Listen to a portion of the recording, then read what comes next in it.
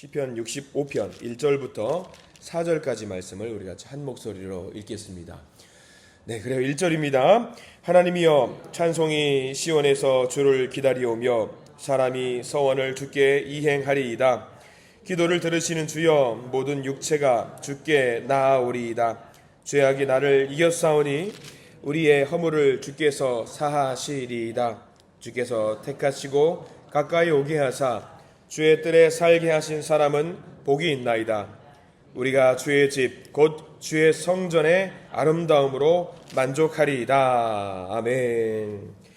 그래서 이 말씀 가운데 하나님의 크신 은혜가 있길 간절히 기도하고 소망합니다. 우리 기도하는 마음으로 고백합니다. 하나님의 은혜가 지금 저에게 임하기를 기도합니다. 아멘. 역사를 축복하면서 하나님의 은혜가 지금 여러분에게 임하기를 기도합니다. 아멘.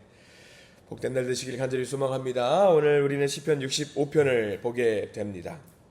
변함없는 다윗의 시인데요. 특별히 시편 65편은 의미가 있는 시인 게 뭐냐면 추수절에 대한 이야기를 담고 있는 것이 시편 65편입니다. 우리나라도 다음 주부터는 추석이라고 해서 어떻게 보면 의미가 좀 비슷할 수가 있겠습니다. 다만 시편 65편은 추수할 때 어떤 감사하는 마음을 모아서 하나님께 찬양하는 어떤 그런 내용이 담겨 있는 시편 65편입니다. 그래서 시편 65편을 계속 읽다 보면은 끝절까지 계속 읽다 보면은요, 감사하고 또 감사한다는 내용이 계속 나와요. 13절까지 보면은 이래서 감사, 저래서 감사, 저것도 감사, 이것도 감사, 그런 내용이 다 나와 있거든요. 다윗은 아마 삶 속에서 늘 찬양을 많이 한 사람으로서 아마 1절 내용을 우리가 볼 수 있을 겁니다. 어떤 내용으로 감사를 하는지 우리가 1절, 2절 말씀을 다시 한번 읽어보기를 원합니다. 1절 볼까요? 1절입니다. 하나님이여, 찬송이 시온에서 주를 기다리오며 사람이 서원을 주께 이행하리이다. 시온에서 주를 기다리며 찬송하는 마음을 모아서 주님께 올려드린다라는 이야기입니다. 다윗은 삶 속에서 그렇게 늘 찬송을 했던 사람입니다. 음악에 조예가 있는 사람이었기도 했지만 그는 정말 찬양을 많이 했습니다. 찬양을 늘 했기 때문에 주님을 생각할 수 있었던 것 같습니다. 우리 주변에도 찬양을 많이 하시는 분들이 계십니다. 노래를 잘해서 찬양을 하는 것이 아니라 늘 그렇게 마음속으로 몸속으로 찬양을 하시는 분들이 많이 계셔요. 찬양을 많이 하시고 분명히 내 입에서 흥얼흥얼 하는데 무슨 찬양인지는 모르는데 그냥 입에서 나오는 찬양들이 늘 있을 때가 있습니다. 늘 찬송하시던 권사님이 한 분 계셨는데 나이가 많이 드셔가지고 치매가 생기고 투병 생활을 하게 되셨습니다. 안타깝게도 아들의 얼굴도 모르고 이제 딸의 얼굴도 잘 못 알아봐요. 속상하죠. 근데 그분이 항상 놓치지 않고 있는 것이 찬양이었나 봐요. 그래서 그 자녀들의 얼굴은 기억을 못하지만 계속 흥얼흥얼 찬양을 하는 분들을 우리가 주변에서 보고는 합니다. 그런데 중요한 것은 찬양을 할 때만큼 그 권사님의 얼굴은 늘 행복해 보인다라고 하는 거지요. 찬양을 달고 사는 자들이 누릴 수 있는 하늘의 복이라고 생각할 수 있을 것 같습니다. 그래서 우리도 다윗은 지금 우리에게 이야기해주고 있는 거예요. 하나님이여, 찬송이 시온에서 주를 기다려오며 늘 삶 속에서 찬양을 했으면 좋겠다. 찬양하는 사람들이 누릴 수 있는 복이 특별히 준비되어 있다라는 것을 우리에게 이야기해주고 있습니다. 감사하는 마음을 모아서 다른 거 우리가 할 필요가 없습니다. 주님 앞에 쉬지 말고 찬양할 수 있는 우리가 되기를 간절히 소망합니다.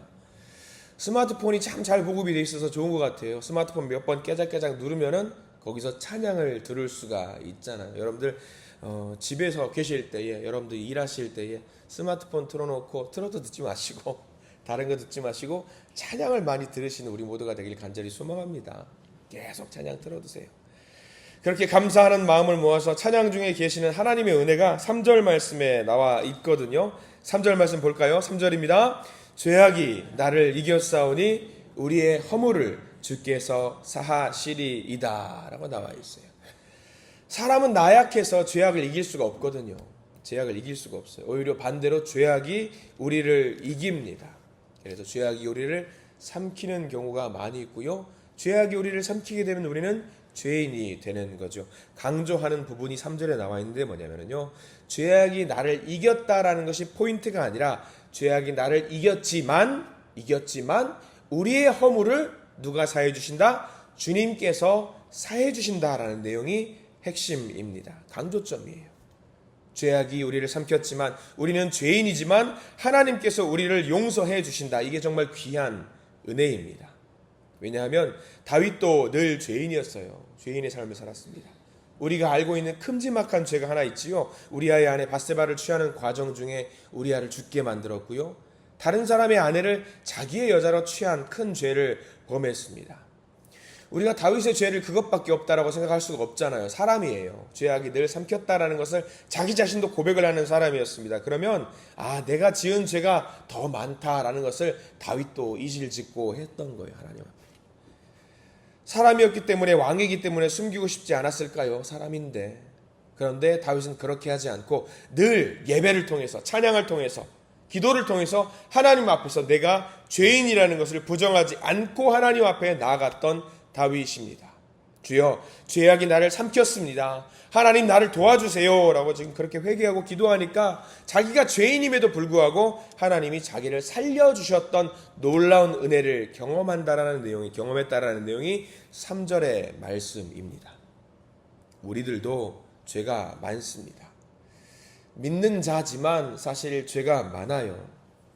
그런데 감사한 것은 무엇이냐면 우리가 죄인이지만 우리의 주인이 되어주신 주님께서 그 죄를 보고 우리의 죄를 사해 주신다라는 내용이 우리에게 주어지는 큰 은혜이고 복입니다.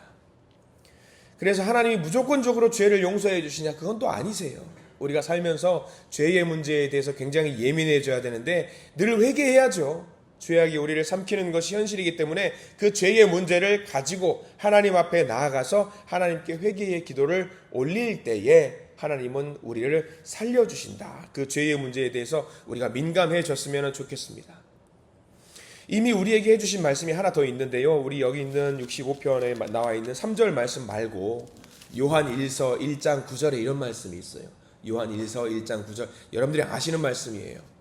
만일 우리가 우리 죄를 자백하면 그는 미쁘시고 의로우사 우리 죄를 사하시며 우리를 모든 불의에서 깨끗하게 하실 것이요 라는 내용이 담겨 있어요. 요한 1서 1장 9절. 죄를 자백하기만 하면 된답니다. 그런데 내 죄를 숨기면은요, 그 죄가 나를 삼킬 수밖에 없어요. 나를 삼킬 수밖에 없어요. 여러분들 아시겠지만 창문만 열면은요, 곰팡이가 생기지 않습니다. 근데 창문을 닫고 있으면은요, 곰팡이가 피어오르게 되죠. 우리 인생도 그런 것 같습니다. 여러분들 기도가 그거예요. 기도는요, 창문을 여는 거예요. 드러내게 하는 거예요. 다 보세요 하고 드러내는 거예요. 그러니까 창문을 열면은 곰팡이가 안에 생기지가 않아요. 그게 우리는 뭐냐면 다윗은 뭐라고 알고 있었냐면 기도였어요. 기도. 기도하면은 창문을 여는 행위고 창문을 열면은 내 치부가 보일 수도 있지만 창문을 열므로 인해서 하나님이 나를 바라보시고 햇빛을 쬐어주시고 곰팡이를 없애게 해주시는 행동이 바로 기도였다라는 거죠. 그래서 그렇게 기도를 통해서 자기의 죄를 하나님께 올리는 사람이 누릴 수 있는 복이 4절 말씀까지 이어집니다. 4절 말씀 같이 한번 읽어볼까요? 주께서 택하시고 가까이 오게 하사 주의 뜰에 살게 하신 사람은 복이 있나이다. 우리가 주의 집 곧 주의 성전의 아름다움으로 만족하리이다. 거기 제일 뒤에 주의 성전의 아름다움으로 만족하리이다. 주의 성전의 아름다움으로 만족하리다. 주의 성전에서 예배를 드리고 기도하는 것만으로도 나는 만족할 수 있다. 왜? 그 시간을 통해서 하나님을 만날 수가 있으니까. 하나님을 만남으로 말미암아서 내 죄가 사해질 수 있으니까 그거 하나면 된다라는 것이에요. 얼마나 감사하는 마음을 하나님께 계속 올리고 있는지 모릅니다. 그래요. 우리 인생에서 이 다윗의 고백처럼 하나님 한 분이면 충분하다라는 사실을 우리가 잘 알았으면 좋겠습니다. 이런 모든 것들을 생각하니까 다윗은 다 감사한 거예요. 감사하고 감사한 거죠. 여러분들은 하루를 살면서 얼마나 많이 감사하시는지 모르겠습니다. 가끔 우스운 상상을 좀 해봅니다. 어제 말씀을 묵상하다가 우리 일상이 얼마나 감사의 제목들이 많은지 한번 아침에 일어나면서부터 쭉 나의 삶을 정리해봤어요. 여러분들 혹시 새벽에 이 시간에 교회 나오시면서 다들 그러시겠지만 다들 씻고 나오시죠. 세수하고 나오시죠. 근데 가만히 씻다 보니까 세수를 하다 보니까 거울을 많이 보다 보니까 이게 고개를 딱 숙여봤어요. 야, 이게 물이 나오는 것도 사실 감사한 일이구나 생각이 드는 거예요. 씻고 물이 안 나오면 어떡하지? 물이 안 나오면 어떡하지? 그런 생각도 해보고요. 말씀을 묵상할 때 어제 저녁 식사를 하는데 상 위에 반찬이 다 있어요. 반찬이 별거 아니에요. 김치도 있고 뭐 계란도 있고 하는데 이 계란을 어떻게 우리가 먹게 되었지? 라고 해서 이 계란이 여기 있는 것도 감사한 거예요. 그 과정에 어떤 판매 뭐 과정을 쭉 밟아가지고 야, 내 밥상 위에 올라와 있구나. 김치가 올려져 있구나. 이 모든 것들이 사실 감사의 제목들이더라고요. 밥을 먹으면서 아들이랑 겸상을 하면서 밥을 같이 먹는다는 것도 감사. 모든 것들이 감사의 제목이더라고요. 사실 이 시간에 우리가 새벽 예배를 통해서 서로 얼굴을 마주하면서 예배를 드릴 수 있는 것도 사실 생각해 보세요. 굉장한 감사의 제목 아니겠습니까? 감사더라고요. 감사. 모든 것이 감사. 다윗은요, 모든 것이 감사라는 것에 눈을 뜨는 순간 무엇을 느꼈냐면, 야, 이거 하나님의 은혜구나. 하나님의 은혜구나라는 것을 느꼈던 거예요. 그렇게 눈을 뜨니까 다 감사해요. 모든 것이 감사. 그래서 6절부터는요, 사실 끝절까지 다 감사라는 것이 나오는데 6절 하나만 보실래요? 6절 같이 한번 읽어보겠습니다. 시작. 주는 주의 힘으로 산을 세우시며 권능으로 띠를 띠시며. 요거 뭐가 감사 같아요? 전혀 감사할 제목이 아닌 것 같은 것을 감사해요. 야, 하나님, 저기 산이 있네요. 산이 있으니까 감사네요. 저 산으로 인해서 하나님의 권능을 보여주시네요. 그 산이 뭐가 감사라고요? 근데 산이 있는 게 감사해요. 하나님이 세우신 산이 감사한 거예요. 7절 말씀 보실래요? 7절은 또 뭐가 감사한지 보실래요? 7절 같이 읽습니다. 바다의 설렘과 물결의 흔들림과 만민의 소요까지 진정하시나이다. 뭐가 감사해요? 바다가 있는 게 감사고요. 바다가 설레고 물결이 흔들리는 게 감사해요. 이게 뭐가 감사해요? 근데 다윗은 하나님의 은혜에 눈을 뜨는 순간 그 모든 것이 감사로 계속 생각을 할 수밖에 없는 거예요. 야, 하나님 바다를 만드셔가지고 바다를 경계를 만드시고 이 바다가 우리를 덮치지 않게 만들어 주시는 것이 하나님의 은혜구나. 야, 감사하다, 감사하다라고 지금 계속해서 감사하는 마음으로 올리고 있는 거죠. 8절과 9절과 10절도 보세요. 별거 아니에요. 별거 아니에요. 8절 제가 빨리 읽어드립니다. 땅끝에 사는 자가 주의 징조를 두려워하나이다. 주께서 아침 되는 것과 저녁 되는 것을 즐거워하게 하시며. 뭐가 감사해요? 아침이 되는 것이 감사, 저녁이 되는 것 감사. 여러분들 이거 감사해 보신 적 있으세요? 이게 감사래요. 감사. 9절은 땅을 돌보사 물을 대어 심히 윤택하게 하시며 하나님의 강에 물이 가득하게 하시고 이같이 땅을 예배하신 후에 그들에게 곡식을 주시나이다. 농사를 하게 만들어주시는 것도 감사, 물을 댈 수 있게 만들어주시는 것도 감사, 곡식을 주시는 것도 감사, 모든 것이 감사해요.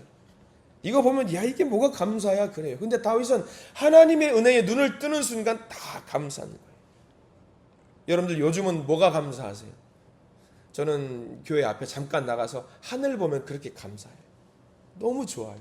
공기가 청명하고 조금 힘들고 나른할 때 잠깐 공기 쐰다고 나가고 햇빛을 맞으면은 분명히 사람이 감사한 게 3주 전에만 해도 와 뜨거워 그랬는데 지금은 나가서 햇빛을 맞으면 너무 좋은 거예요.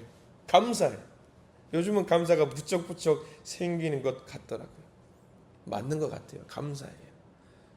이렇게 하나님의 은혜를 주시는 것에 눈을 뜨는 것이 얼마나 중요하고 소중한 것인 것을 시편 65편의 말씀을 통해서 알게 되는 겁니다. 여러분 오늘 하루 우리에게 주시는 그 감사의 제목들을 기대하세요.